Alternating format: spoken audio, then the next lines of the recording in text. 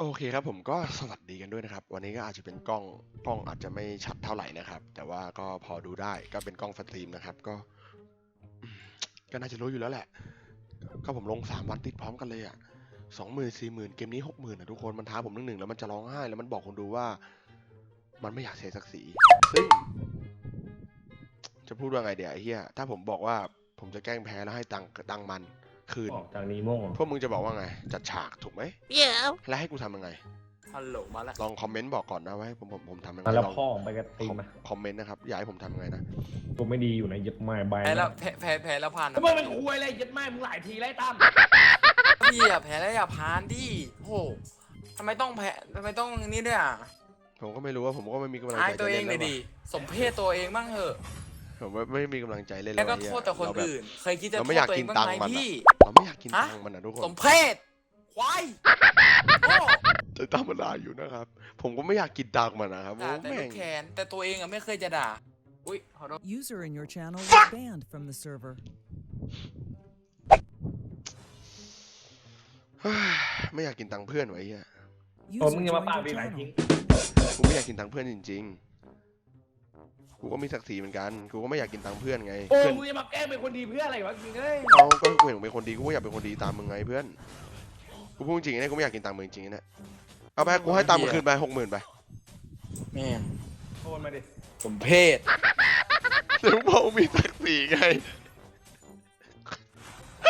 ศักดิ์ศรีแม่งหายหมดแล้วว่าไอ้เหี้ยแม่งเงินมาค้ำคออะ ขำไม่ค่อยอยากยิ้ม ทำไมกูไม่ขำทำไมอ่ะ ยิ้มทำไมอ่ะ บอกกูยิ้ม มันขำไม่มันยิ้ม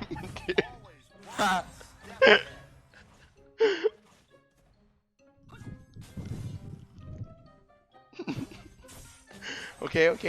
อยากไหนๆก็อยากรู้นี่ว่าสุดท้ายเล่นกับผมมันจะเป็นยังไงก็เอาให้มันรู้กันเลยวันนี้เนาะ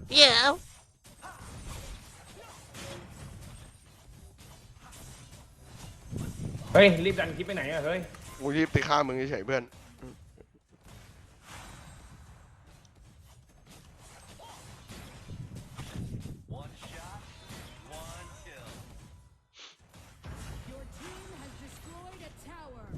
มาสิเพื่อน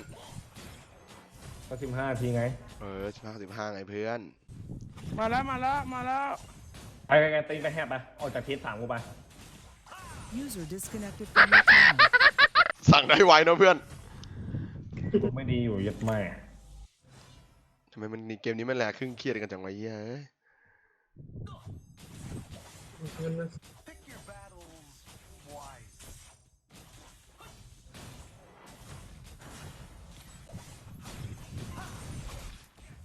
ฆ่าแม่งยันฐานเลยอ่ะ ก็มาดิก็มาฆ่ากูหิวด้วย เออ ถ้าจบก่อนมันก็เสียตังค์แค่นั้นแหละ หมาเนาะ User joined your channel.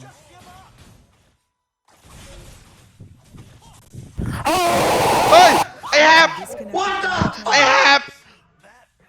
ไอ้แฮบ Disconnected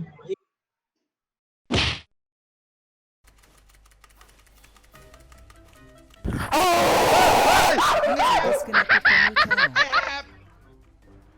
มันช่วยตุ่มเชี่ย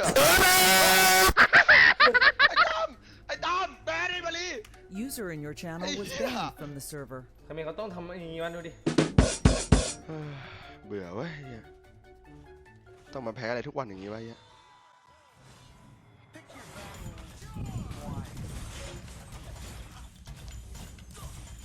มาสิมาลี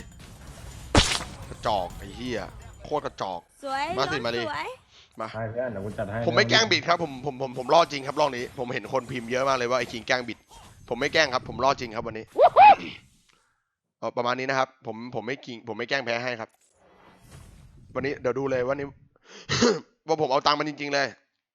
ผมเอาตังค์มันจริงๆเลยรอบนี้ผมทำคลิป3 อันแล้วอันนี้ผมต้องการให้ได้120,000เลยวันนี้มา ใช่เถอะ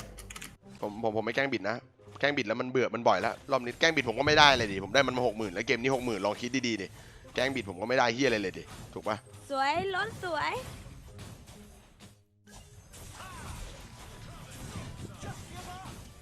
เ ถูกไหมทุกคน ขอโทษ โอเค ผมยังได้ของไม่ทัน ก็ ไม่เป็นไรครับทุกคน เป็นคนดีไปเลยเดี๋ยวกูเป็นคนเลวให้ก็ได้กูรู้มึงอยากให้กูเป็นคนเลวอยู่แล้ว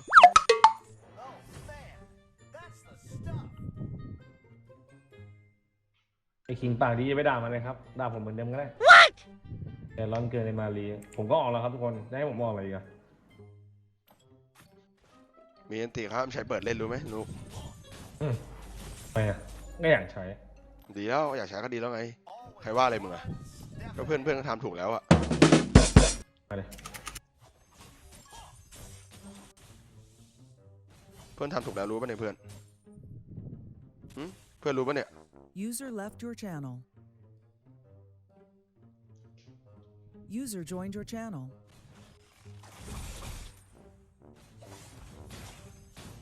เพื่อนหิวขนาดนั้นเลยนะ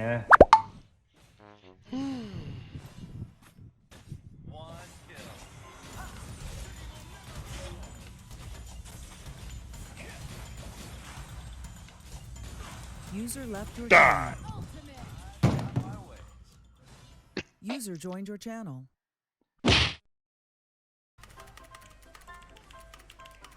User left your channel. User joined your channel. โต๊ะเลยว่ะเพื่อน แพ้ เพื่อนอย่าทุบโต๊ะดิเหี้ยสงสารโต๊ะมัน ถามจริง มันทุบโต๊ะเลยว่ะเพื่อนอย่าทุบโต๊ะดิเหี้ยสงสารโต๊ะมัน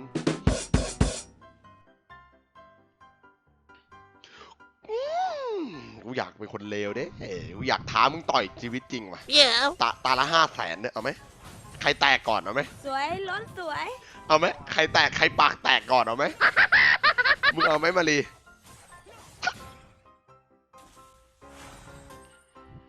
เอาไงเพื่อน10 นาทีนะเพื่อนเอากี่ที ก็10 นาทีไง ได้ไอ้12นี่หว่าพูดไปแล้ว12เดี๋ยวมีคนแถวนี้หมอก็ไฟผมครับ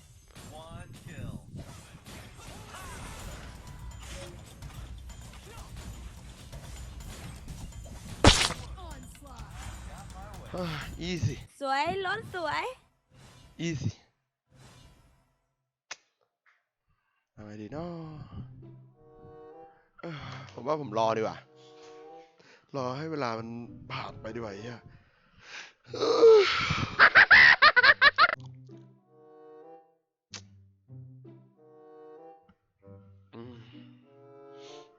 เอาไงดีวะเพื่อน Always one step ahead. เอาเพื่อนกูให้มึงคิวเลยเพื่อนอ่ะมึงจะได้แบบจะได้ของจะได้ไวๆไงเพื่อนอันนี้กูเข้าใจเว้ยจะได้บวกกันไวๆไงกูให้มึงคิวเลย สวยล้นสวย กูให้มึงไปเลยเพื่อนแต่ถ้าจบกูเอาเงินเลยนะเพราะมัน ไม่จ ไม่ บอ ถึงยู่แล้ว 12 นาที เรา นะ สีท้อทำไมอะ สักสี่ก็สัก แล้ว สี่ มึงอย่าบิดด้วย กูไม่บิดหรอกกูได้เงินมาตั้ง60,000ทำไมกูต้องบิดล่ะกูให้มึงไปเลยไงกูก็มีศักดิ์ศรีพอนั่นน่ะของครบแล้วบอกแล้วกันของครบแล้วบอกนะครบหรือยังใกล้แล้วนี่ ยังขาดอย่างหนึ่งนะแต่กูของแค่นี้กูไม่กลัวออกมาดิ ได้โอเคนะพูดแล้วนะ12 นาทีนะ มา User left ได้ your channel. ไปแน่กูไปแน่ไม่ต้องห่วงเล่นไรเล่นลูกแง่อะไรกูมึงอะมีเล่นลูกแง่อะไรกู User joined your channel. โอเคของทีนี้ไม่เป็นไรโอเคนะผมก็พูดไปแล้วนะให้ไปแล้วนะแต่ว่าแล้วแต่เพื่อน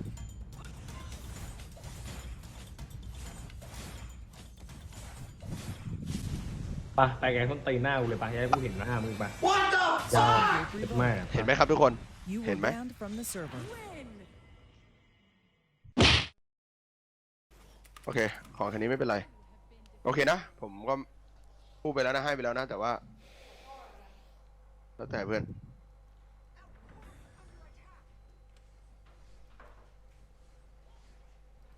ไปแกต้นตีหน้ากูเลยไปให้กูเห็นหน้ามึงไปยาวเจ็บแม่ เห็นไหมครับทุกคน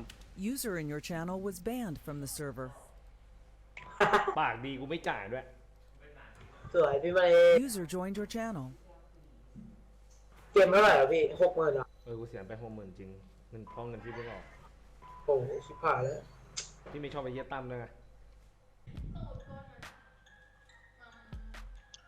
โอเคเดี๋ยวผมเอามาแจกบัตรทูนะครับ 1,000 บาทจำนวน10ใบนะครับเดี๋ยวผมเอามาแจกนะครับบัตรทู 1,000 บาทจำนวน10ใบก็หนึ่ง กีโม้ไอ้เหี้ยเอาไปดูบุหรี่สัตว์แล้วไปเอาบัตรถูไอ้เหี้ยมันให้คนรอไอ้สัตว์เขารู้แผนทั้งหมดอะโอเคไอ้เหี้ยก็ขอโทษด้วยนะครับ เรื่องกล้องนะกล้องอาจจะไม่ชัดนะครับโอเคไว้เจอกันคลิปหน้านะครับผมสำหรับคลิปนี้พี่ก็ไม่มีอะไรละ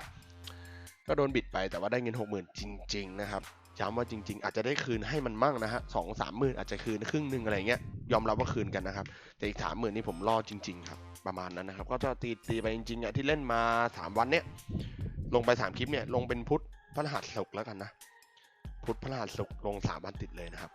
ก็ได้ 30,000 จริงๆนะครับย้ำว่าจริงๆอาจจะได้คืนกัน 30,000 คืนครึ่งหนึ่งนะครับประมาณนั้นเพราะว่าเราเป็นเพื่อนกันเราไม่คืนมันก็จะน่าเกลียดผมพูดถูกไหมอาจจะได้คืนนะแต่คืนไม่หมดนะครับประมาณนี้ถ้าเล่นเยอะขนาดนี้นะครับเอาไว้เจอกันคลิปหน้านะครับสำหรับคลิปนี้ก็ไม่มีอะไรแล้วล่ะก็สตรีมทุกวัน2 ทุ่มหรือว่าทุ่ม 1ประมาณนี้ไว้เจอกันคลิปหน้าสำหรับคลิปนี้ไม่มีแล้วสวัสดีครับ